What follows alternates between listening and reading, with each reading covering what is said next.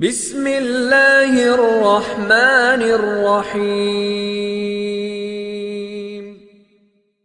Assalamualaikum warahmatullahi wabarakatuh.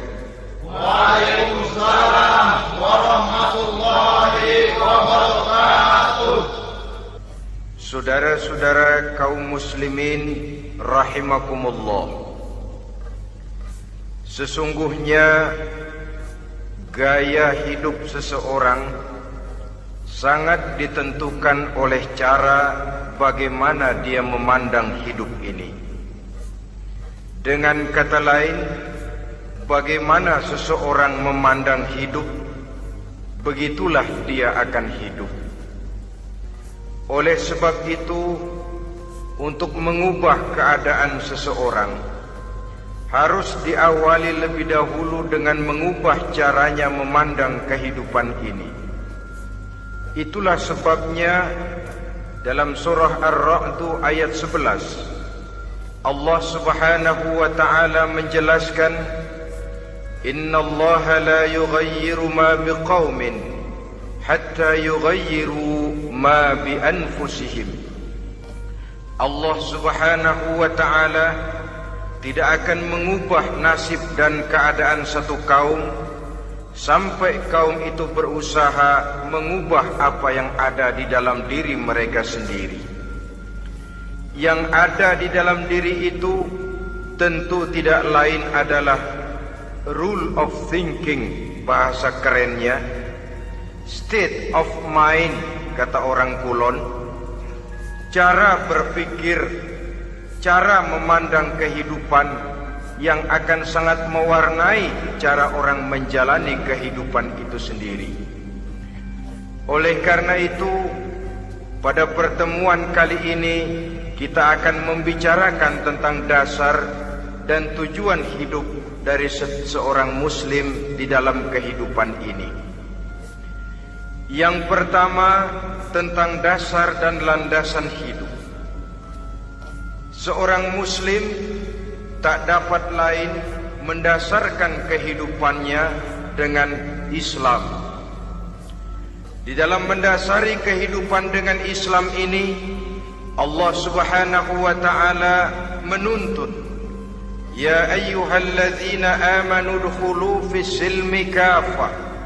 Hai orang-orang yang beriman, masuklah kamu ke dalam Islam itu secara total, secara utuh, secara seluruhnya. Jangan separuh-separuh, jangan sepotong-sepotong.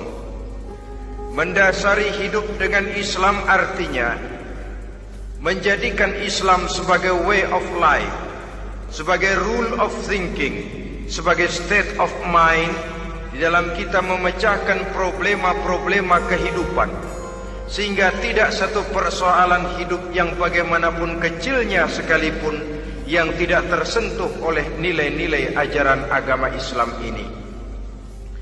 Kemudian di dalam mendasarkan hidupnya dengan Islam, ia mempunyai satu keyakinan.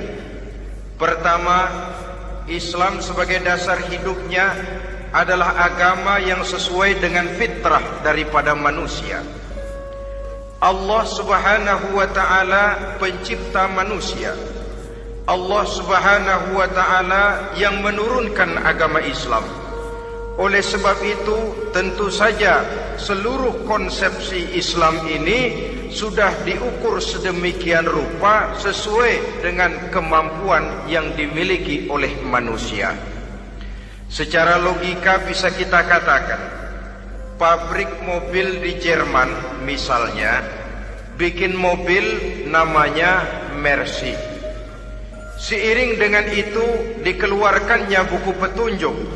Mobil ini bernama Mercy, kecepatan maksimal sekian ratus kilometer per jam, daya angkutnya sekian ratus kilogram. Kalau rusak memperbaikinya ini onderdilnya itu umpamanya. Karena pabriknya yang bikin mobil, lalu pabriknya juga yang mengeluarkan buku petunjuk, tentu buku itu sesuai benar untuk mobilnya. Dan logika mengatakan Tidak bisa kita punya mobil Mercy rusak, kita perbaiki dengan menggunakan buku petunjuk yang dikeluarkan oleh pabrik mobil Fiat. Tentu saja mobil makin rusak, acak-acakan dan tidak karu-karuan. Ini artinya, jikalau manusia ingin baik, jikalau manusia ingin mencapai sesuatu yang bernama bahagia, dia harus mengikuti petunjuk yang dikeluarkan oleh yang menciptakan manusia. Dan petunjuk-petunjuk itu telah turun dalam satu konsepsi yang bernama Islam yang sesuai dengan fitrah manusia.